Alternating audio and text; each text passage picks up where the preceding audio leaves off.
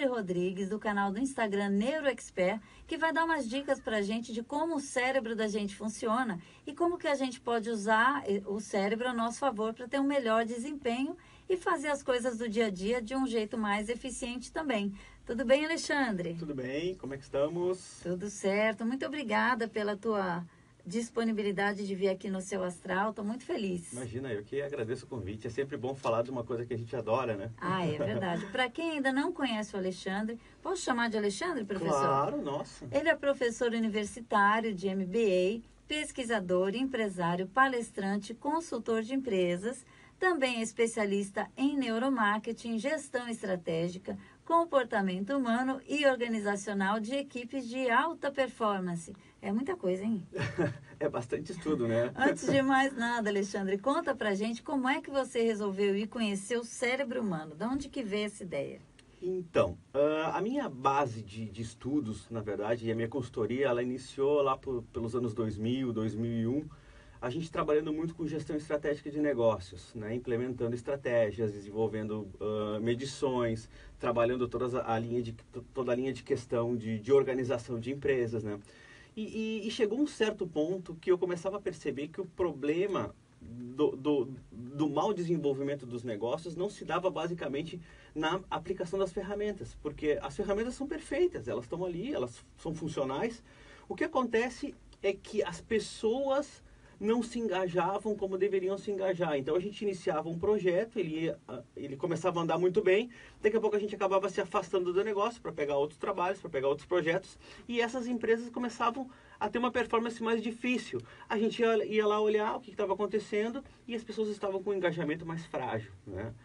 Aí, lá por meados de 2008, por aí, 2009, eu estava conversando com um colega meu, um professor colega meu, e eu disse para ele: professor, o que está acontecendo de novo aqui? Porque eu já trabalho com estratégia há tanto tempo e eu já estou na aula, já estou na consultoria e eu não tenho mais aquele friozinho na barriga do que alguma coisa possa estar errada, alguém possa me perguntar alguma coisa que eu não saiba responder, né? E eu gosto disso, eu gosto dessa questão de buscar novos mundos, novas informações, né? E ele me disse: olha, eu ouvi falar de um tal de neuromarketing, que é uma coisa muito nova, hein? E eu disse: olha, vou ver o que é isso, né? Tem a ver com marketing, que é um campo que eu já vinha trabalhando, só que tem o campo da neurociência, que também é um campo que me atrai bastante, né? Um campo da questão da questão humana, da questão que é o que eu estava precisando na época para tentar conhecer melhor esse ser humano. Então eu comecei a estudar neuromarketing e eu vi que existia uma palavrinha antes de marketing que chama neuro, né? E essa palavra mudou a minha vida, de certa forma, porque eu tive que entrar no mundo da neurociência para conseguir entender o que era essa palavrinha neuro. Então eu acabei estudando muito mais neurociência que neuromarketing, basicamente. E a partir daí, uma empresa me ligava, um pessoal de eventos me ligava e dizia: professor, eu gostaria de uma palestra aqui que envolvesse a questão de comportamento humano. O senhor tem essa palestra? Eu: claro que eu tenho, mas eu não tinha. E o que acontece? Se eu dissesse para ele que eu não tinha, ele chamava outra pessoa. Claro. Então eu disse: eu tenho. Então, quando é que é? Daqui a 3 meses, beleza, eu parava o que eu estava fazendo e estudava isso e montava uma formação para isso. Mais tarde alguém me ligava: pô, gostaria de algo voltado à liderança, o senhor tem? Eu disse: claro que eu tenho, mas claro que eu não tinha. Então eu começava a construir isso também. Então, quer dizer, eu acabei construindo várias coisas e consequentemente, eu acabava estudando muitas coisas junto.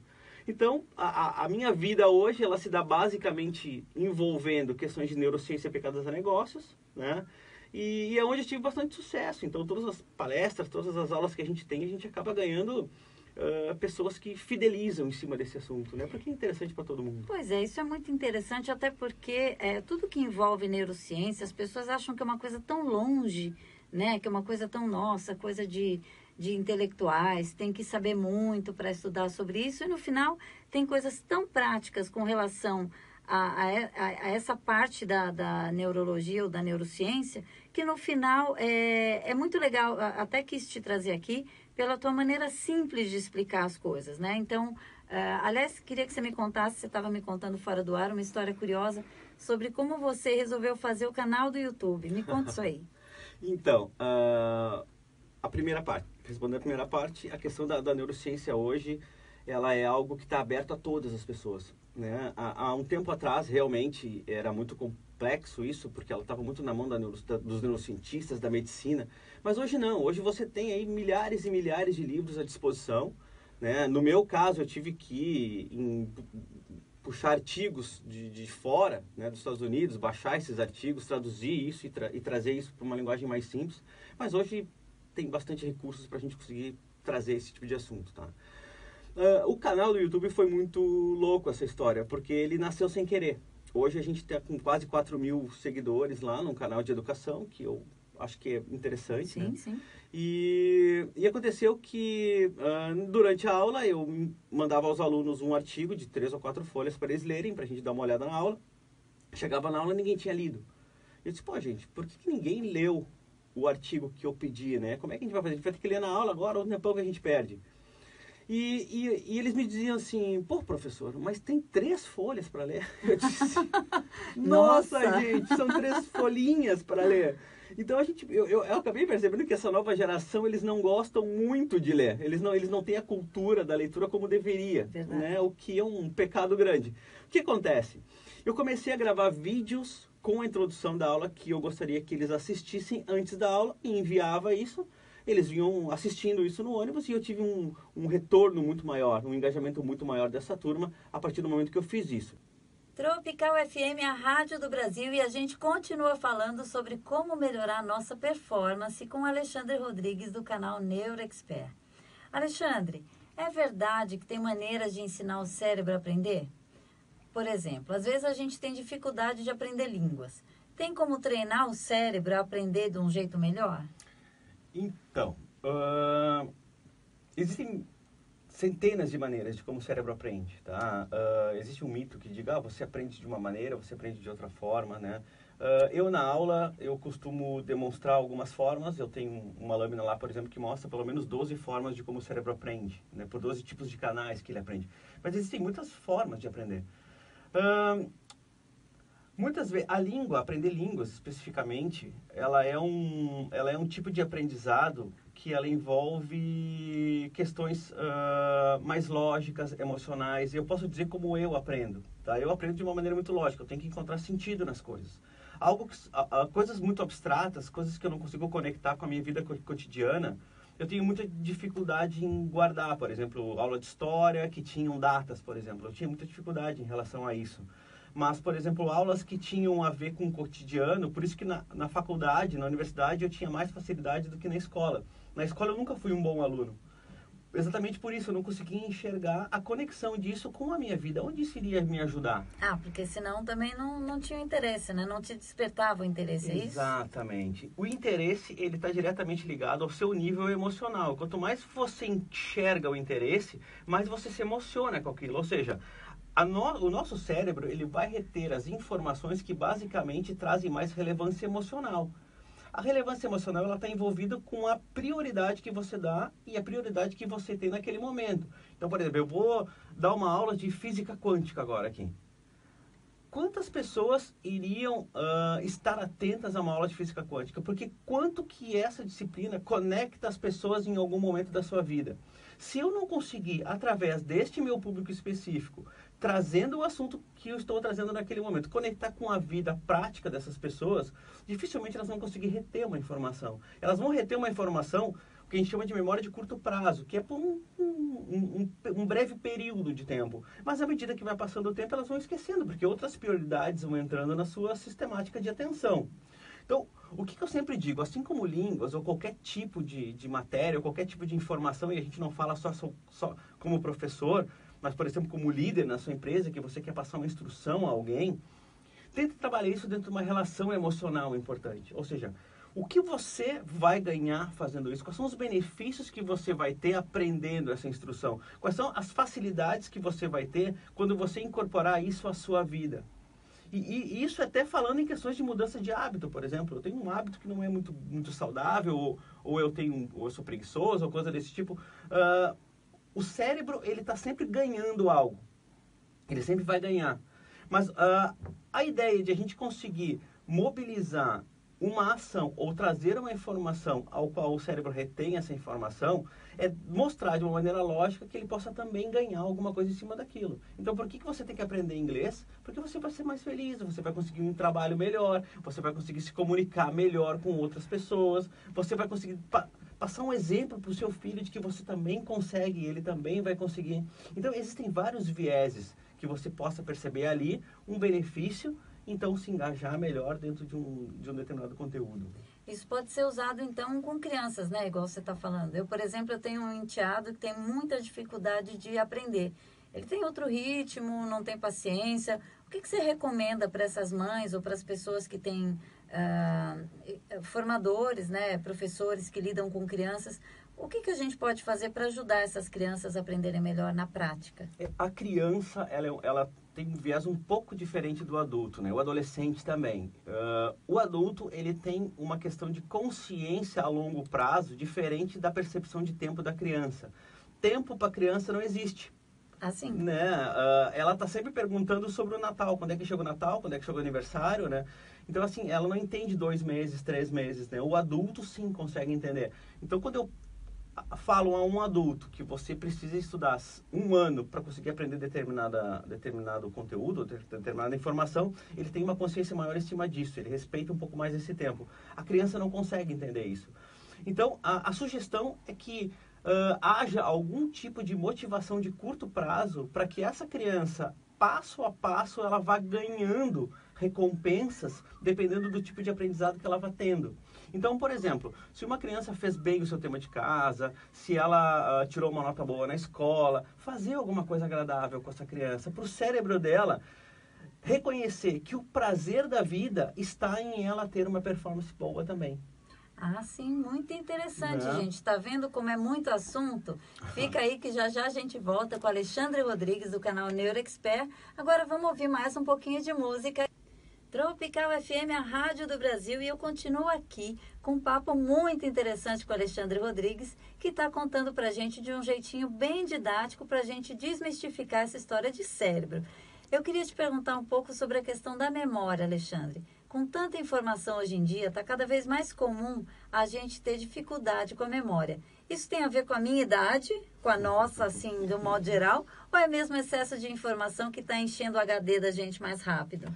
Então, quando a gente fala em memória, a gente tem um mundo de estudos relacionados a isso. Qualquer tipo de estudos que a gente imagina já estão sendo feitos para conhecer e saber mais sobre como a gente retém esse tipo de informações, tá?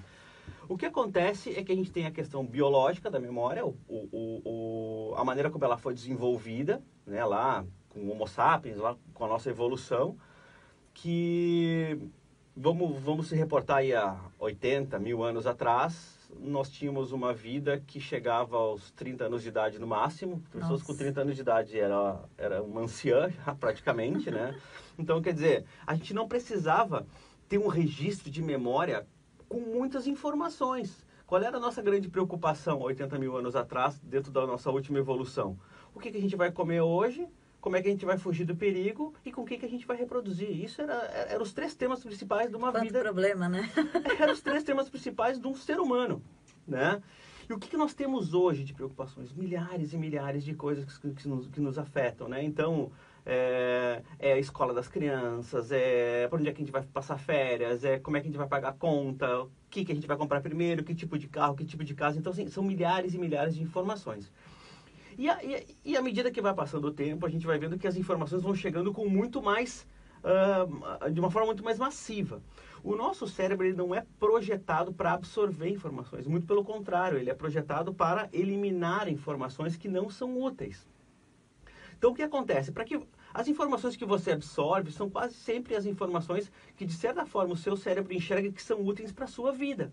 Então, eu quero estudar mandarim, por exemplo. O que vai acontecer? O meu cérebro ele vai me provocar no sentido de que ele está gastando, consumindo energia à toa, porque aquilo não está servindo de nada para mim. Eu, racionalmente, tenho que parar e dizer, não, cérebro, sim, eu preciso de mandarim porque eu tenho planos com isso. Sim. Ou isso me faz bem, ou eu quero aprender uma língua nova, tá? O que acontece é que, à medida que vai passando o tempo, obviamente, o nosso cérebro também ele vai envelhecendo, como qualquer parte do nosso corpo. Porém, a questão da memória especificamente, ela faz parte de um ciclo de neuroplasticidade, ou seja, o nosso aprendizado, quanto mais a gente lê, quanto mais a gente exercita, menos deficiente a gente vai tendo isso no nosso corpo. Ou seja, se a gente quiser ter uma memória saudável, a gente tem que utilizar muito mais a memória, o que é antimodernismo.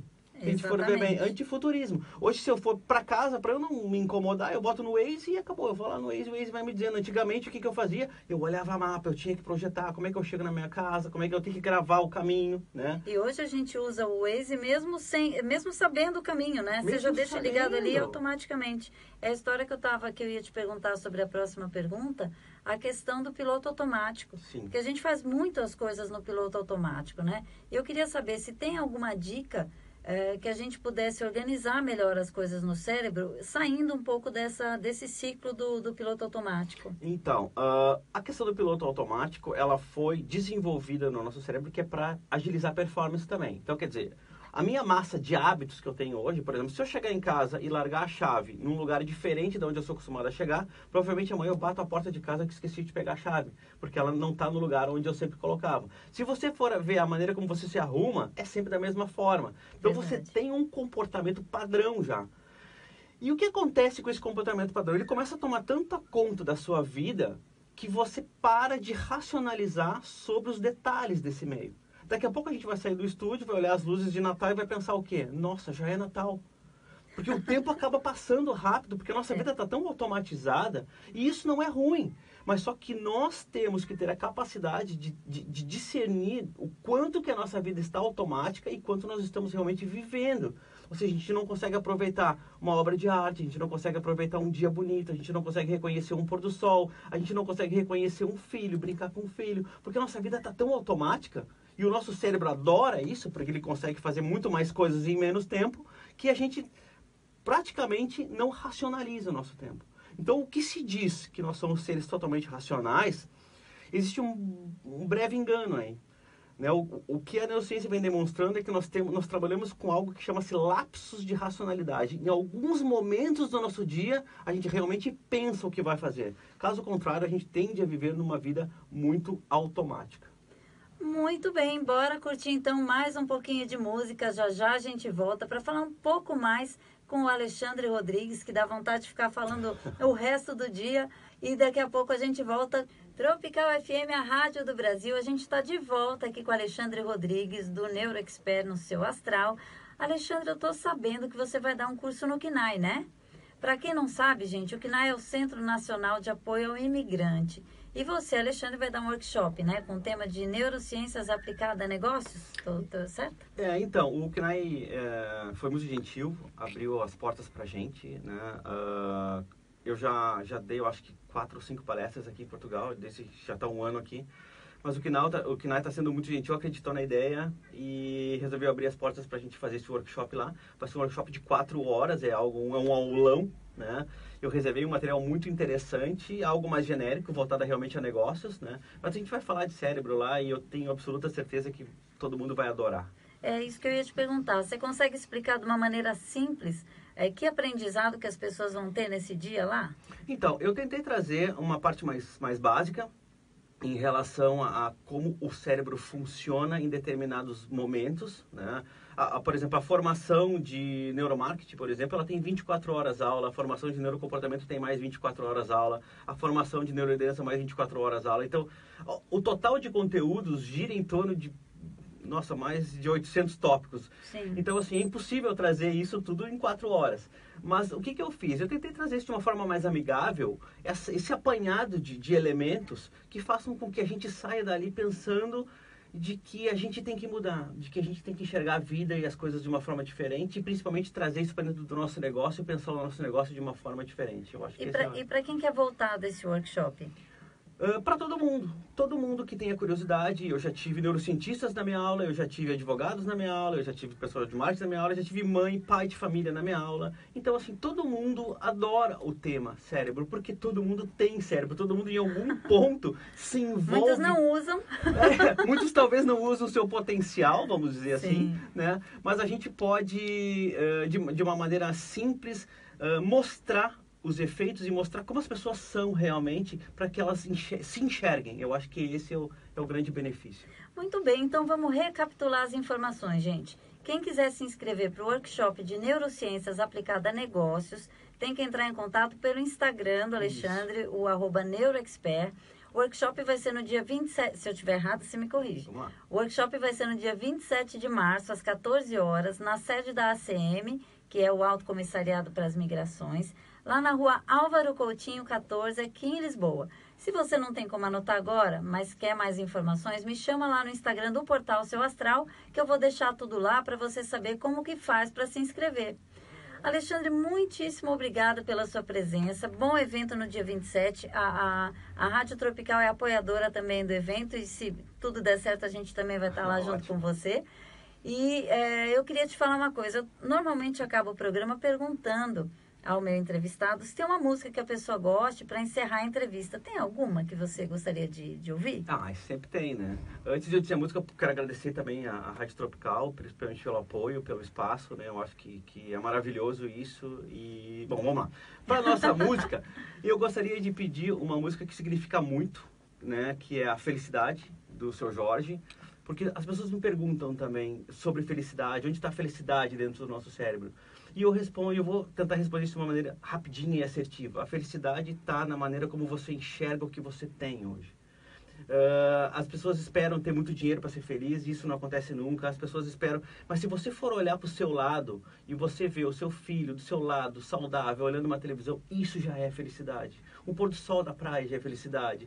Você respirando, você com saúde, isso já é felicidade. Então, é a maneira como você enxerga a vida e processa os estímulos, dá prioridade aos seus estímulos, é que faz com que você seja feliz. Então, eu acho que essa música é maravilhosa porque ela mostra que a felicidade está nos pequenos momentos. É verdade. Aliás, falando em felicidade, filhos, família, vamos mandar um beijo para tua família que está toda aqui, né? Manda um beijo para os teus filhotes, para tua esposa todos, Ana. Né? O meu filho Otávio, meu filho Alexandre, minha filha Isadora, minha esposa Najara aqui, também está fazendo a filmagem, está aqui, está apoiando. E família é isso, né, gente?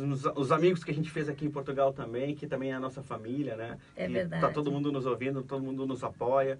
E é isso, gente. Muito obrigado. Olha, nós vamos esperar você de novo, viu, Alexandre? Legal. A gente vai se despedindo aqui do Alexandre Rodrigues e vamos ouvir então aqui no Seu Astral da Tropical FM a Felicidade com o Seu Jorge.